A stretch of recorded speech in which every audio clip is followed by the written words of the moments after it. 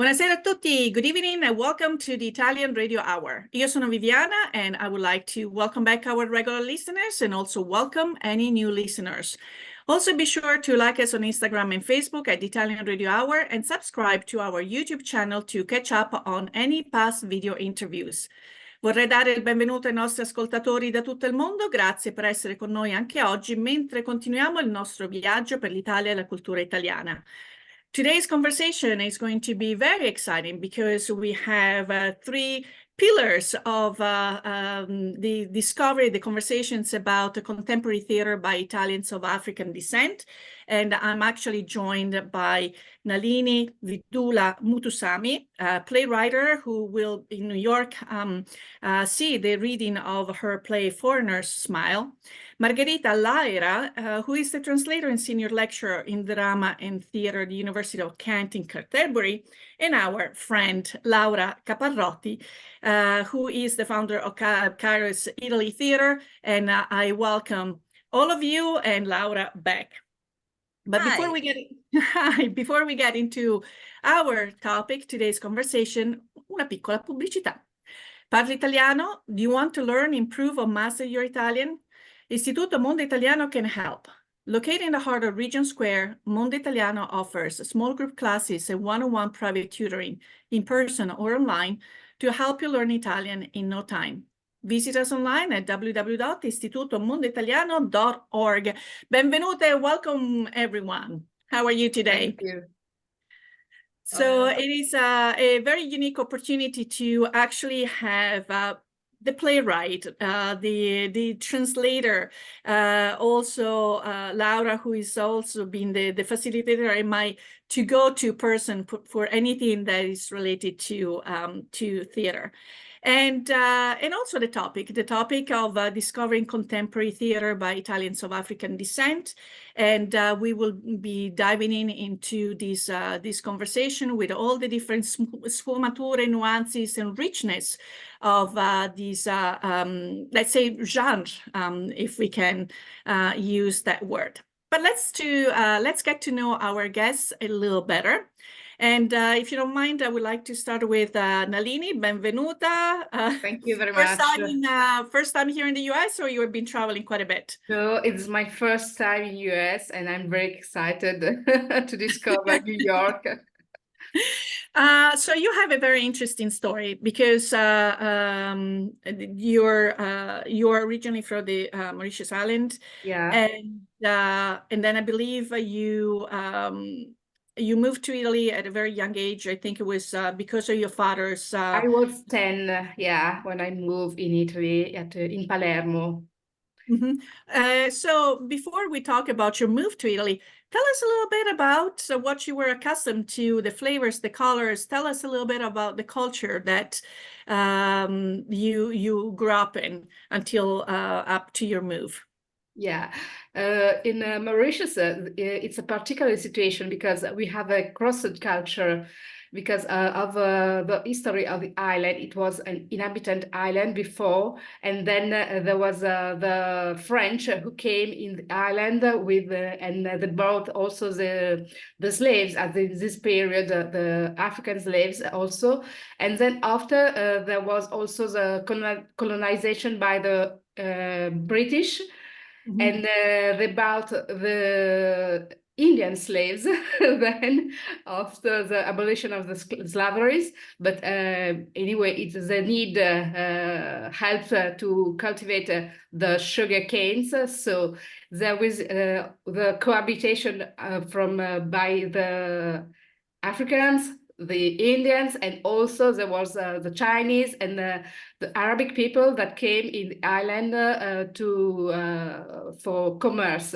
So we have this multicultural situation, and it's really a new situation. I mean, actually, we have sometimes when we talk about colonization, we thought that there is somebody who live there and we came there, and when then the French or the British settled there and colonized the people. There was nobody in the island at the beginning.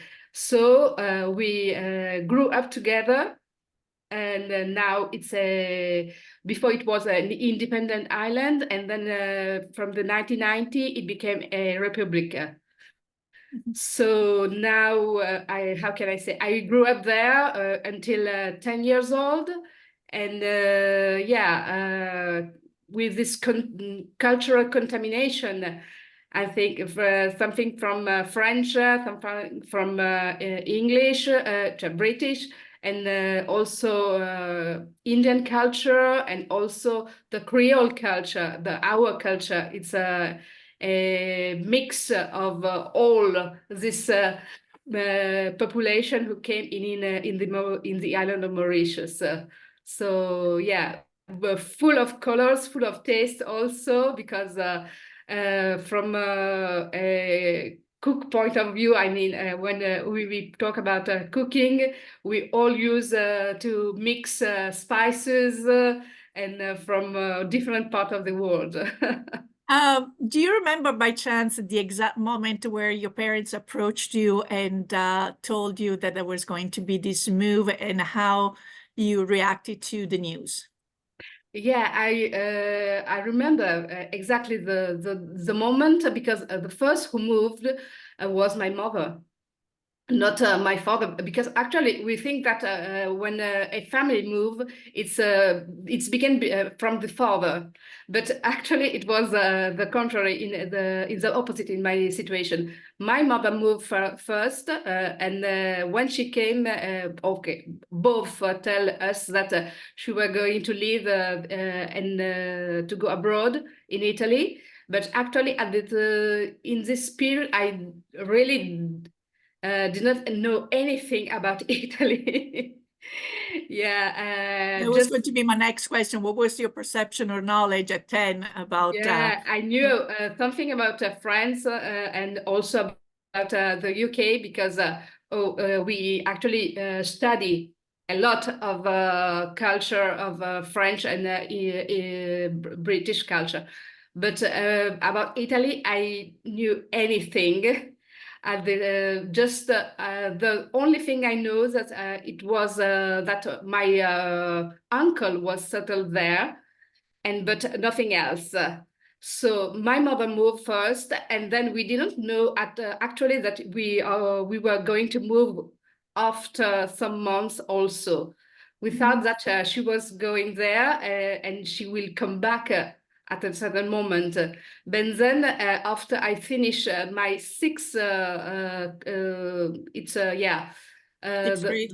the elementary school, the primary school. Then my father told us, me and my brother, that in some days we are going to move also to go to reach my mother. So it was a surprise, because he asked me if I want to stay with my grandma or if I want to go in Italy. I had the possibility to choose, because after the primary school, I need to go to the college, and I've done my exam at that moment, and I was it's a, I don't know how to explain it, but in Mauritius there is this exams that involve all the students of the primary school, and we have a final list, and from your position in that list you can have a good college. And I had a really good college in this period, so it was It was a tough choice. yeah. And then I thought that if I would stay, I would stay alone with my grandmother, and my father and my mother and my brother were abroad. So I decided to go in Italy with them. Yeah. So, I mean, obviously joining the family, but you had to learn how to say goodbye at a very young age, probably to grandmother, your friends, or at least, I'm sure some might have come to visit and travel, but that's usually, when you're 10 years old, it's a lot of emotions to deal with, and maybe at a later time, we actually become aware of them. Yeah, So I'm actually processing now still. I'm still, yeah, trying to find a reason to understand my emotions also Yeah. or now, and because it's from the beginning it was really hard to stay in Italy because we don't manage with the language, with the culture, so it was a long process, also because we were staying in Palermo, another tough situation because there was not so many immigrants in this period, but it was in the 1990. And so we were in also me and my brother. It's a strange situation because my father and my mother were regular migrants, but me and my brother were irregular migrants. So we lived for about 6 or 7 years like illegal in in Italy. So yeah, it was really hard for us. Also, we would need always to be careful because if we do something that is wrong, maybe they will reject us, or I don't know what else. Yes, so we will dive into that topic a little later. But so we're going to fast forward to your studies and your background, your PhD, and your passion. So tell us a little bit the sequence of these events and that led you then to become the playwright that you are. Yeah, it's a long story because at the beginning I didn't think that I can write. Because it's when you manage the language, you have self-confidence in yourself, so you can say, okay, I am going to write. But for me, it was difficult because, yeah, I was studying. I studied a lot. I had first at the university on a course on language and literature, foreigners literature. I studied French and English. And then after I moved from Palermo to Milan to do a PhD in French literature. So I began after the PhD, I began to teach in university, French culture, Francophone culture. And then after I thought that there was something not really, how can I say, I don't feel that I was doing the right things. I think that there was so much inside of me, even if I was trying to teach the other something, but I think that there was something there that I need to express.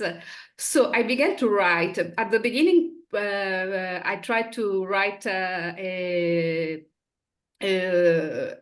prose romance, but then after I discovered theater, and I have always been fond of theater.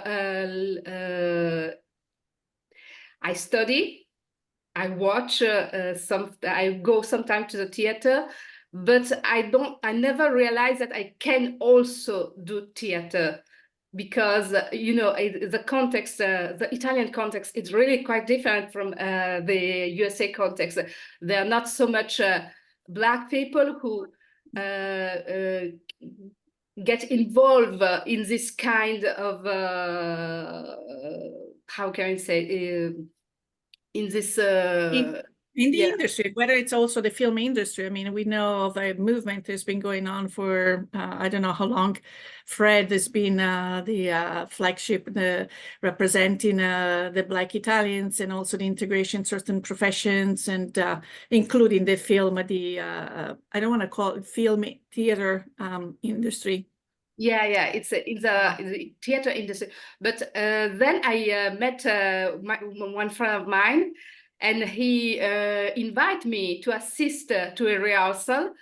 And then after that moment, it's a particular rehearsal. I always talk about this. It was a Roma group of theater and so I thought, if Roma people can do theater, I can also do it. So I began from then. But actually, at the first moment, I don't think that I can write for theater. I just help to do the rehearsal, and then little by little, I thought, okay, maybe I can try also to do something by myself. And then I wrote. I also did a lot of workshop to have and to educate myself to write for theater. And then after I began to write, and then when I was writing, at a certain moment I saw how can I say the call for black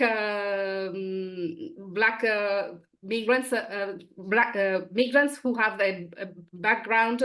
Migrants, how? Oh, sorry, I. It was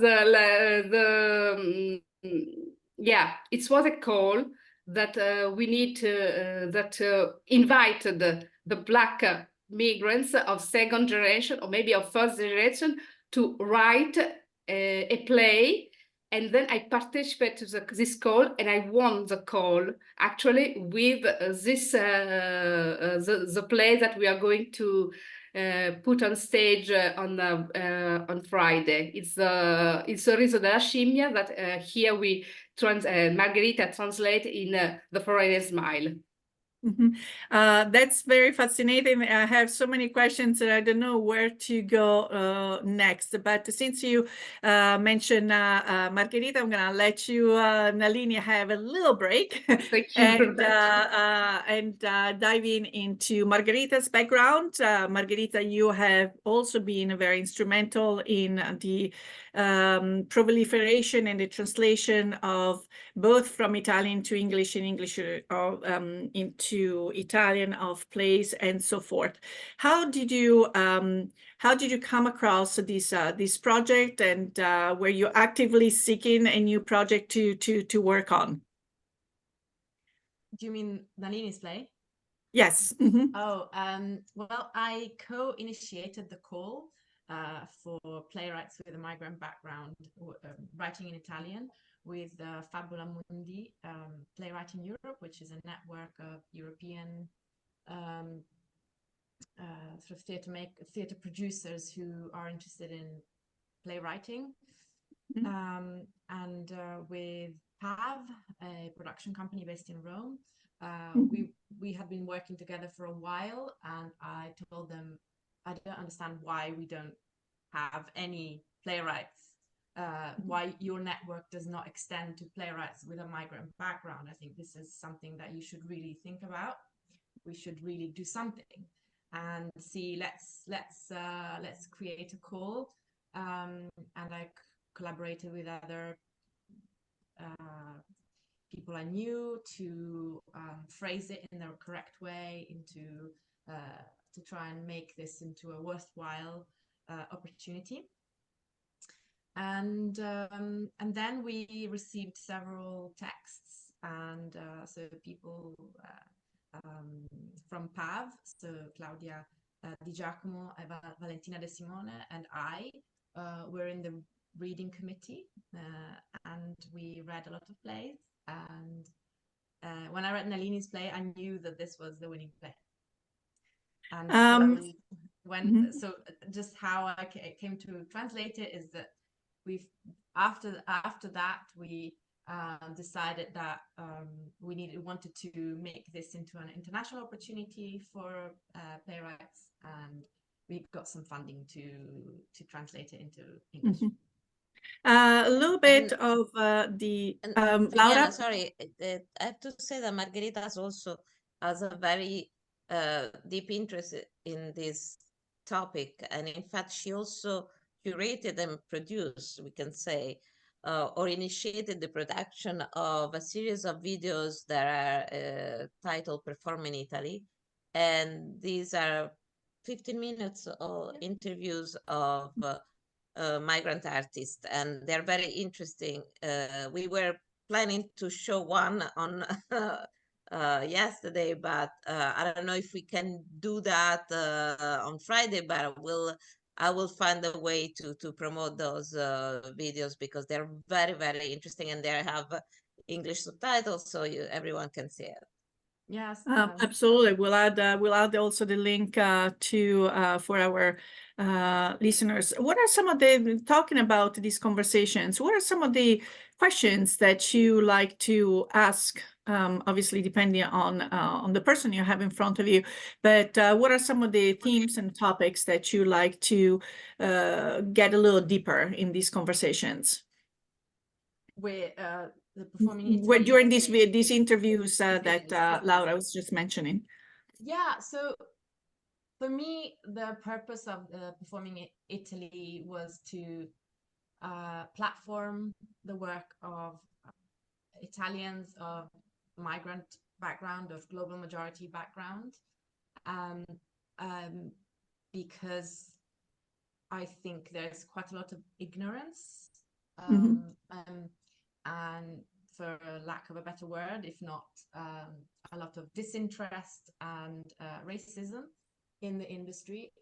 And I think I met people who are excellent artists and writers and producers, and they do really amazing work. And I thought that their work needed to be seen more widely. And so the kind of questions we asked were about the work that they do. What motivates them? What are the things that they talk about? What do they dream? What are some of the barriers that they face? And what do they hope for Italy in the future, and for Italian theatre? And I think this was, for me, important for to get them to talk about what they do, talk about what they hope might change in future. And you did 2 series, right? We did 2 series sponsored by the Italian Cultural Institute in London, and also co-produced and co-curated with Souk Festival in Genoa. And which is because no one knows about Souk Festival. It's a festival. It's a festival of intercultural theatre and encounters, focuses on migration, and I thought they were the best partner to work, because they have a network of a lot of these artists that we interviewed, and also the main producer who works with the artistic director Carla Perolero is Alberto Lasso. Alberto Lasso is a fantastic theatre producer and director, and budding writer, I know, and he is part of the community. So he's from South America, from Central America, in fact, from Panama, and his parents came to Italy when he was young, so he also has a story to tell. And I really wanted to co-curate with someone who is part of the community we want to talk about. Because you're dealing indeed with playwrights, they're coming from different countries. What is your approach and research? Maybe in this case, you can talk about Nalini's work, to really understand not just the words, but probably what is not said in the words, her cultural background, her experience, her flavors, her sounds. And again, might not be in the words of the play, but even the title. If we can also give a little synopsis, a little bit about what the play is about, and how you went from the Italian title, which to the English one. So Margherita, I would like you to elaborate on your process, and then of course Nalini, feel free to contribute as well, because I'm sure, Sure. it was a symbiosis. I mean, it has to kind of go hand in hand. One cannot do the work without the other. Absolutely. Yeah. Okay, so I'll try and characterize Nalini's play and tell you what it's about. For me, what it's about is a multicultural family, a multilingual family living in Italy. And for me, that was incredibly interesting and something that I had never seen or heard or read in Italian in the theatre form before. So for me, it was an absolute first. And I'm not saying there are no other works, there must be, but it was, the first time this kind of milieu had been represented in theatre form in such a compelling way. Because Nalini is an excellent writer, and one of the things I love about her work is that she has a sense of dialogue and a sense of rhythm and comic sort of is wit, and so it's funny. It becomes funny, and you laugh with the characters. And so I thought, whilst it was obviously dealing with incredibly serious and important themes, and it has a sense of bitterness, that it was also quite joyful and colorful, as Nalini said, and about Mauritius. And it shines a light on a section of society that doesn't make it on stage in Italy. And I thought that was fantastic. And personally, I really love the fact that the play is multilingual. For me, it's true to the characters, like as it is, as a multilingual play. And I'm particularly interested in multilingualism, and in theatre that sort of uses multilingualism. And I thought for Nalini, this was effortless. It came across in her play, and the whole play is about misunderstandings, mispronunciations.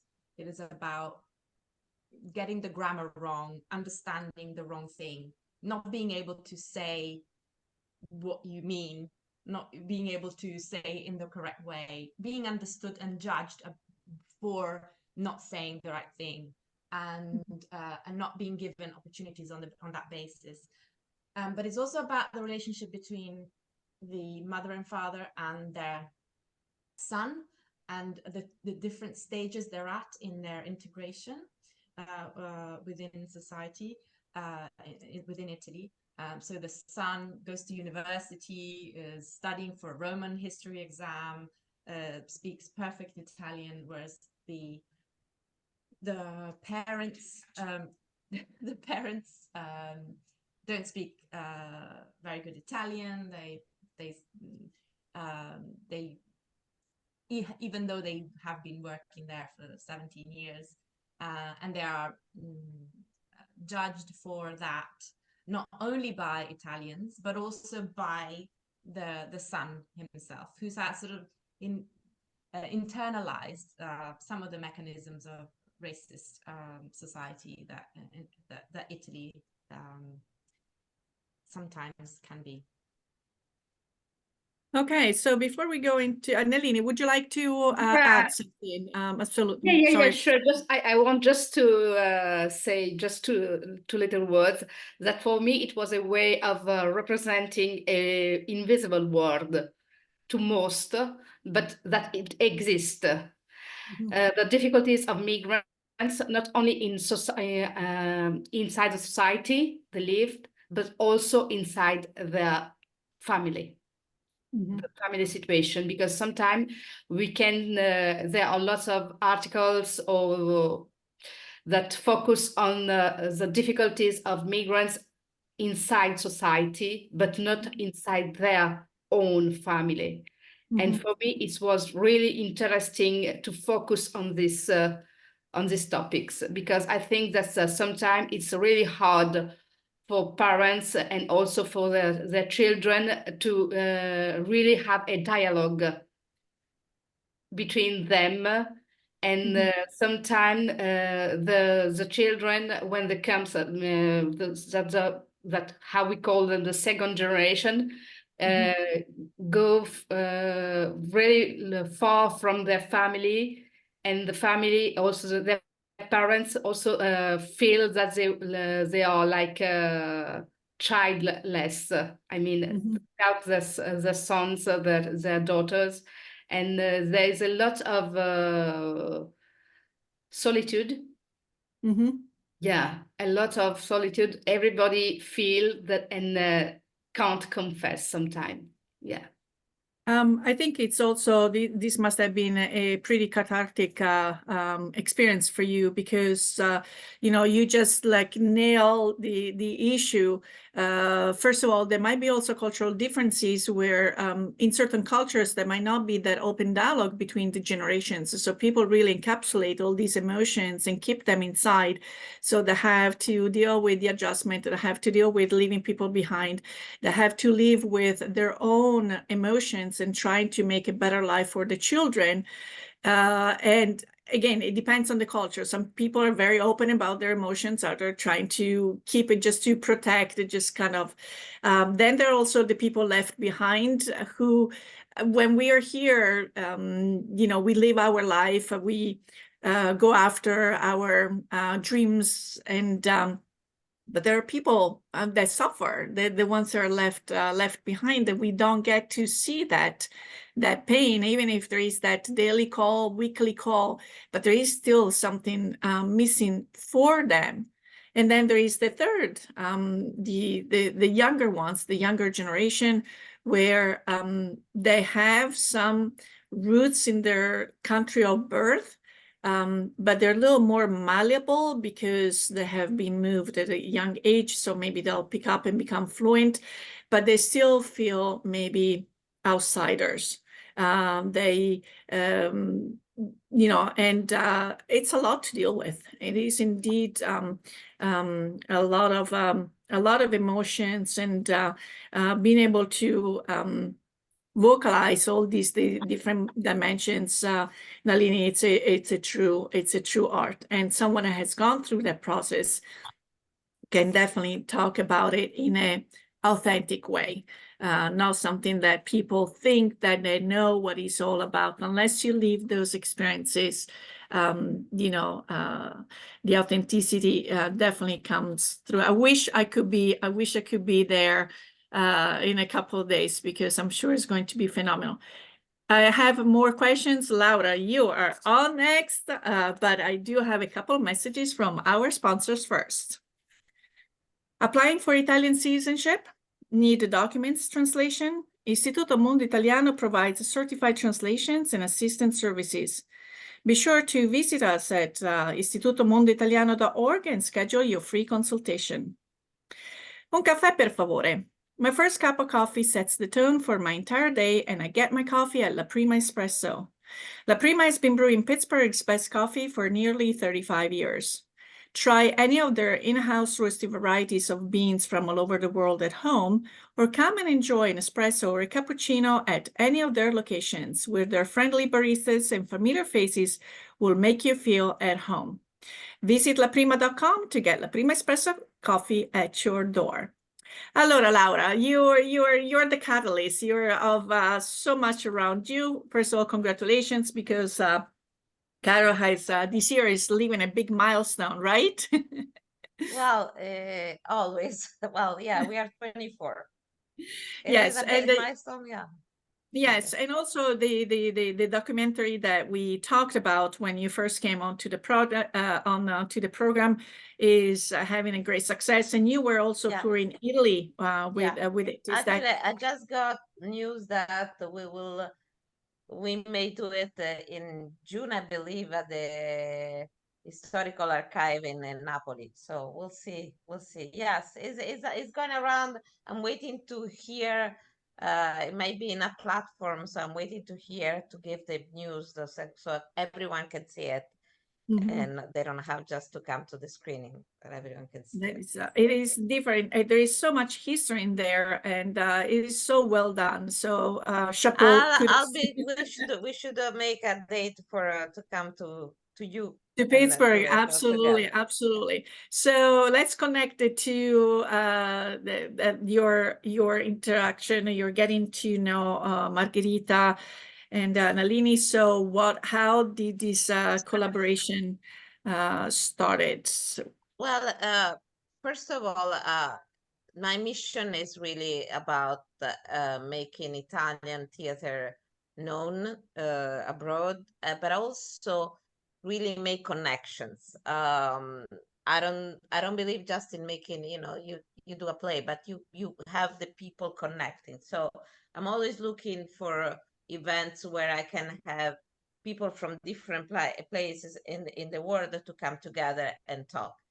And this has really been an amazing experience. I met Margherita 1 year ago in London. We were doing a co-production, and I was there for the co-production at the Vault Festival, and I met Margherita. Margherita mentioned this play, and I was like, "Oh, finally, I have something to do for Black History Month." So I went back to Casa Italiana. I told them, of course, they are very supportive, and also during the pandemic, they started this series Black Italia with the Italian department at NYU. And so we didn't know at the time that Black Italia was coming back, but we knew that we were going to do this event one way or another. So we planned it, and in December, I believe, we heard that also, so Casa Italiana, even if it's at NYU and is part, the building is part of the Italian department, we didn't know until December that Black Italia was coming back. We discovered it was coming back. We talked with the organizers, with Eugenio Refini, who is the director of the department, and we did it. Now it's part of the conversation. It's part of this big series that goes from January to April. And what is most interesting, and I think it's also for Margherita and Nalini, is that I found yesterday the event that was canceled that we will do in 45 minutes on Friday is more to give the audience an overview of what is happening right now in Italy, because no one knows. All the emails that I'm getting or messages that I'm getting is wow, so interesting, because what has been done until now in the academic world, as you know, is a lot of literature and cinema. No one knows that there is theater happening, and there is a good theater, and there is a new wave, which is very important to me. So, but I think that to me, really, the most interesting part was when we gathered with the director of the reading, which is a fantastic director, Philip Christian Smith. And so I approached different people to direct the play. And then a friend of mine, Tess Hosam, who is a fantastic artist, gave me the name of Philip. And I gave the script, and he said, well, there are some words that I cannot face. It's like, I cannot do this reading if these words are in the play. So I spoke with Nalini, and Nalini was like, I can change words, there's no problem. But this started a conversation about language, and the fact that in Italy, certain words are accepted. In England, certain words are less accepted.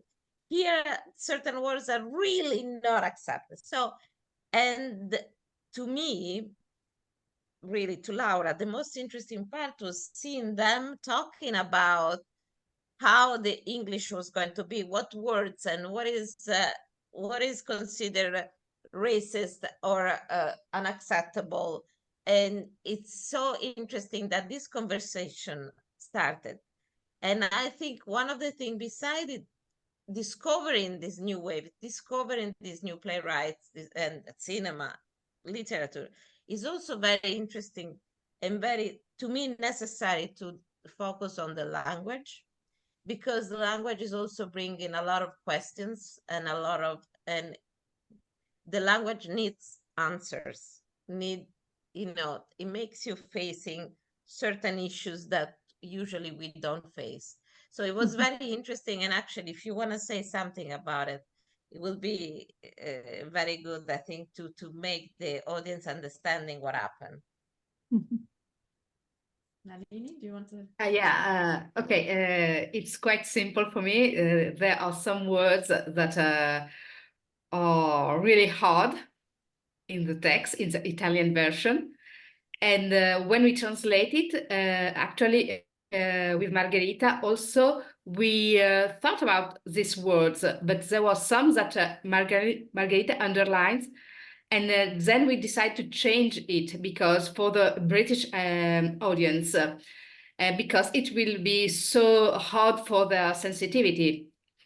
And then I thought it was okay with the text. But when we began to talk with Philip, he actually underlines all the words that are hard for American context.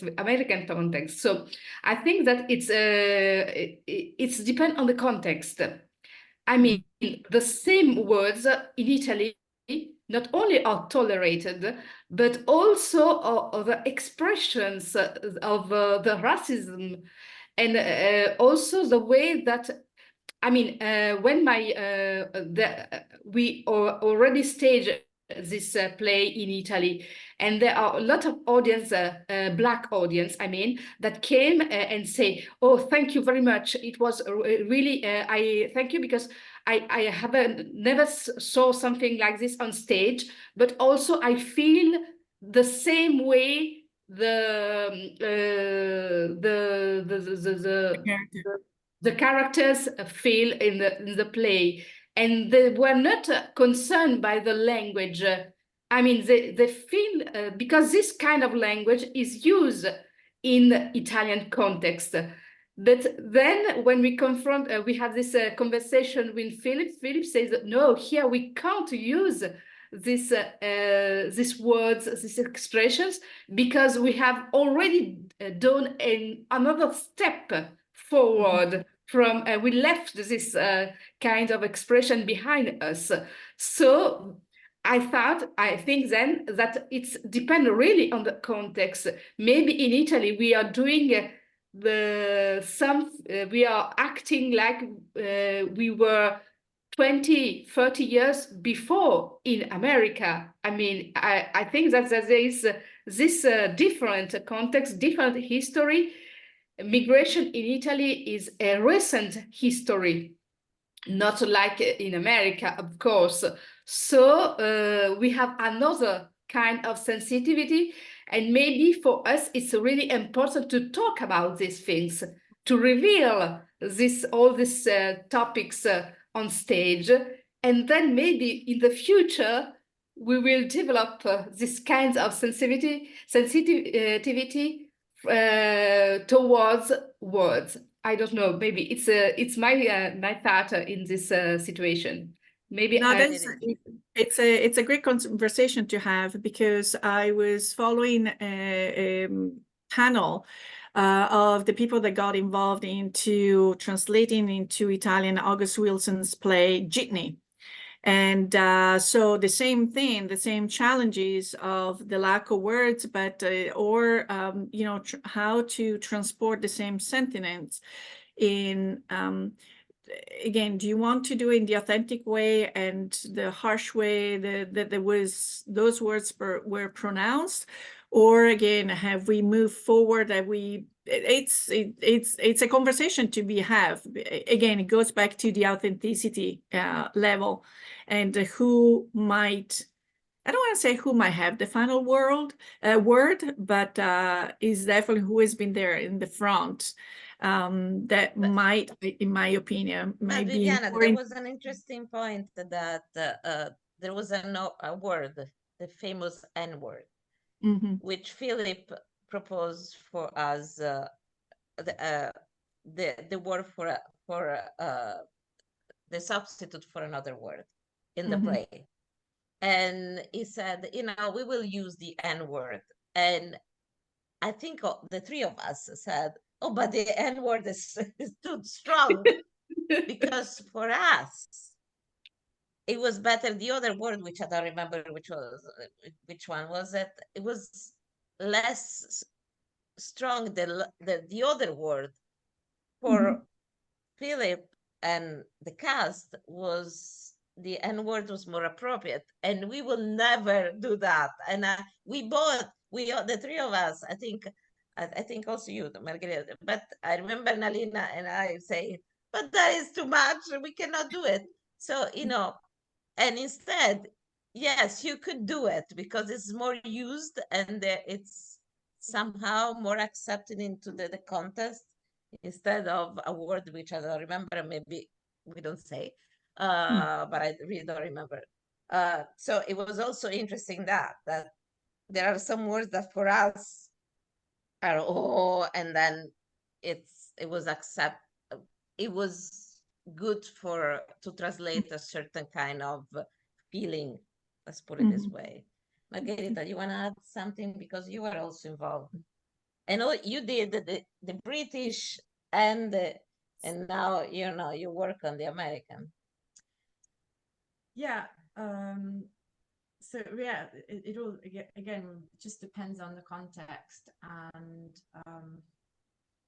it was important that we had these conversations with Philip, and it was great to kind of work together. We've done some dramaturgical work together with Nalini and with Philip, and we found solutions. That's what's most important. We found solutions that were successful, that were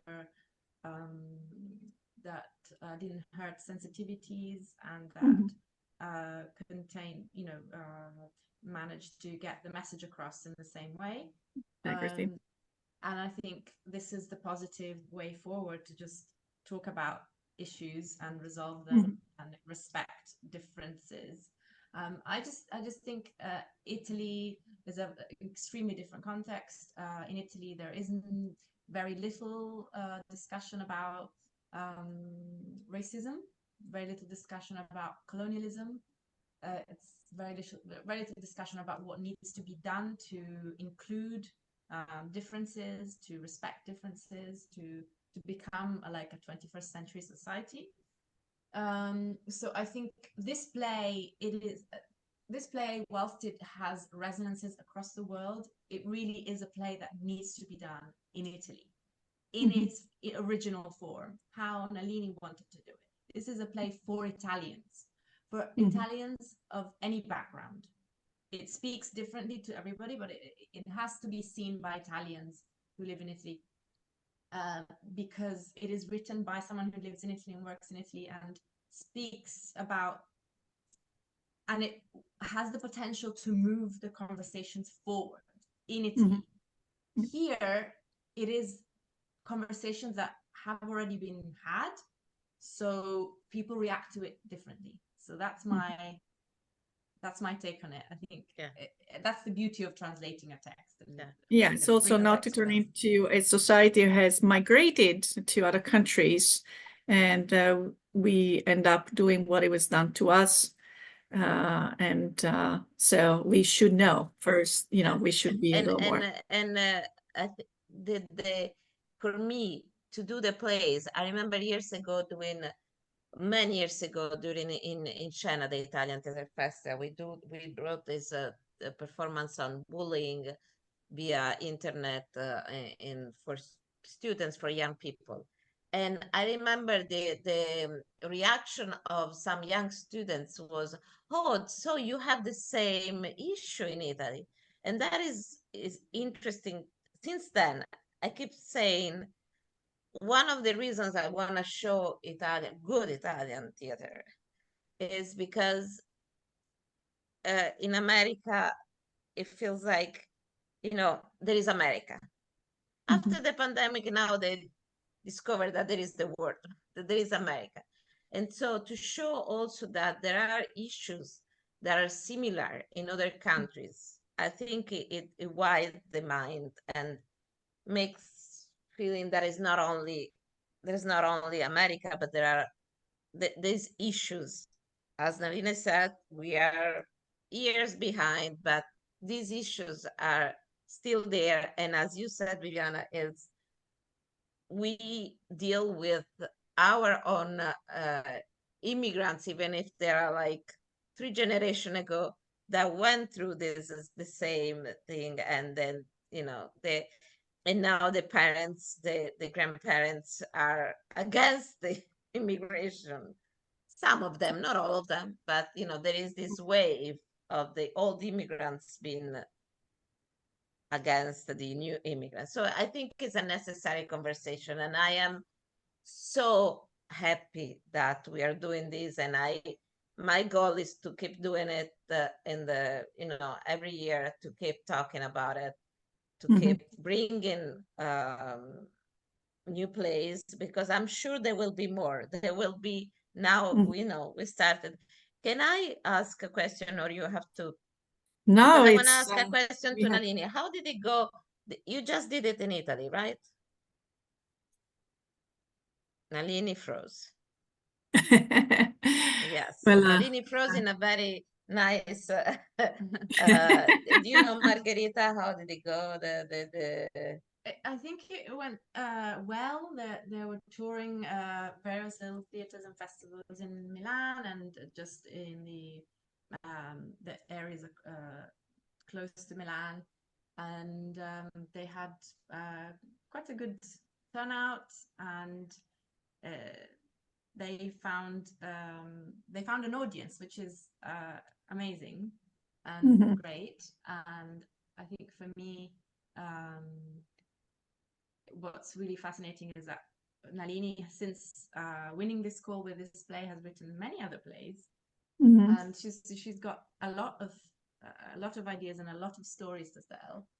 And she also was shortlisted for the prestigious Riccione Award this year, which is a very important theater award in Italy. Yeah, it's for playwriting, and only for playwriting, right? Only for plays that have not been staged before.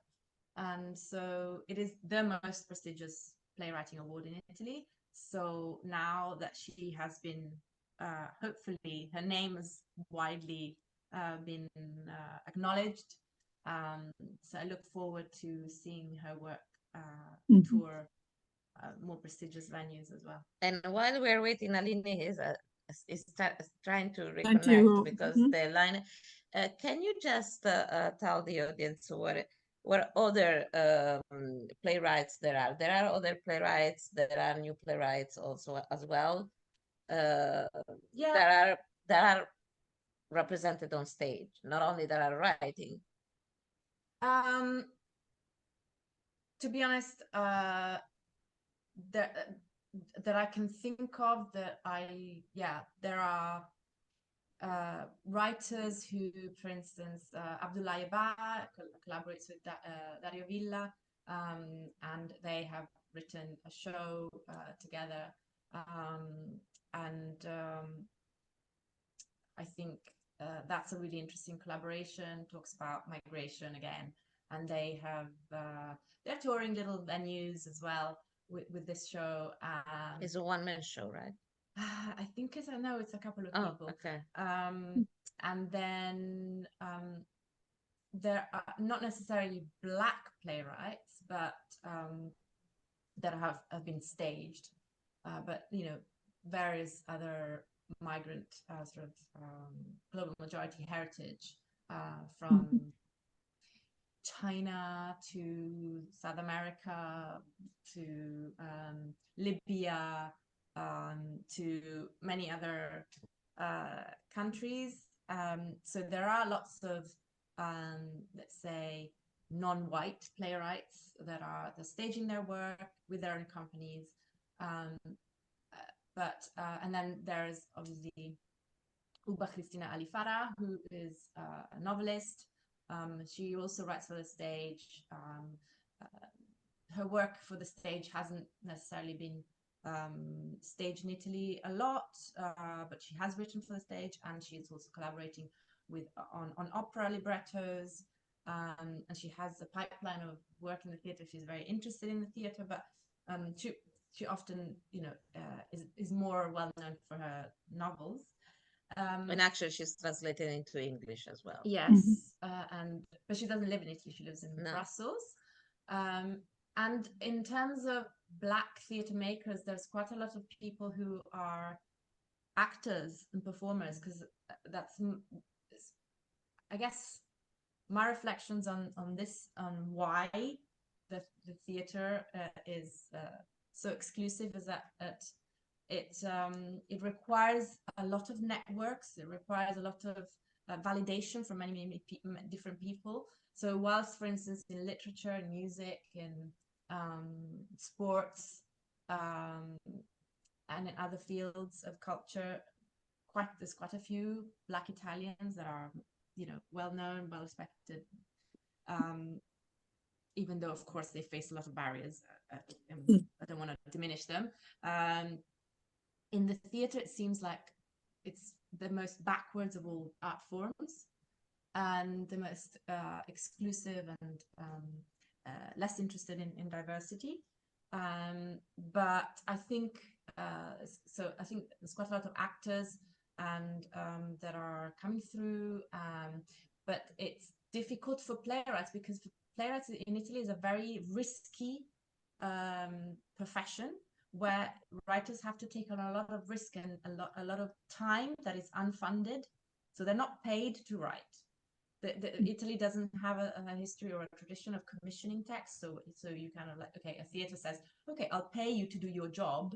So whilst you write your play, you'll have enough money to pay for your bills and food.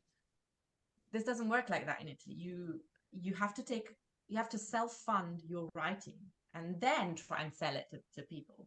And that's just so exclusive, because of course you have to have funds for yourself. So that's I think that's one of the reasons why there are fewer playwrights than actors. But I'm sure there's quite a lot of people who would like to have this opportunity, and that's why it's such an exclusive kind of world. Well, I'm conscious of time, and I do have one last question for Nalini, but I'm going to ask it to you with a poem. The poem is entitled 21st of, I think, July 1945, and it goes this way in English. The most beautiful sea hasn't been crossed yet. The most beautiful child hasn't grown up yet. Our most beautiful days we haven't seen yet. And the most beautiful words I wanted to tell you, I haven't said yet. I think this poem resonates something with you, Nalini. It is from Nazim Hikmet. I know, I really. And it seems that it's kind of your model for moving forward, that your better work is still yet to come. I mean, it's great work. Actually, I think that it's a journey for me through languages, through words. I like to play with languages, with words. As an artist, I don't like censorship. I think that there are words that hurt, but also I think that I want to find a way, a strategy to depower these words. So I think that there is a lot of things that I can create. And the best always for me, I have the energy to create if I think that I have a lot of things to tell. If I think that my best part have already been done, I will never write again. So for me, it's kind of projection. I want to to make experience that can change my mind, make me change my mind, but also make me change the way of writing, the way of watching the scenario in front of me, and maybe have giving me something new that I can discover, not only in the world, but inside myself. So for me, it's always a journey through languages, through my writing. And yeah, this poem is like a light that Like a guiding light. yeah. Well, unfortunately, our time together is up. Il Big Bang ha detto stop. It's time for us to say arrivederci e alla prossima. And we want to thank you for tuning in into the program. If you have any questions or comments, or if you have any topics you would like us to address, please contact us at theitalianradiohour@gmail.com. We would love to hear from you. Remember, if you or any of your family and friends have missed a prior episode or would like to listen to this episode again, subscribe to the Italian Radio Hour on YouTube or where you catch your favorite podcasts. I would like to thank my guests, starting with Nalini Vidoolah Mootoosamy, Margherita Laera, Laura Caparrotti, for having this wonderful conversation on discovering contemporary theater by Italians of African descent. I would like to thank also our sponsors, Istituto Mondo Italiano e La Prima Espresso. E until next time, alla prossima. Ciao, ciao. Arrivederci. Ciao, thank you very much. Grazie. Bye. Thank you all.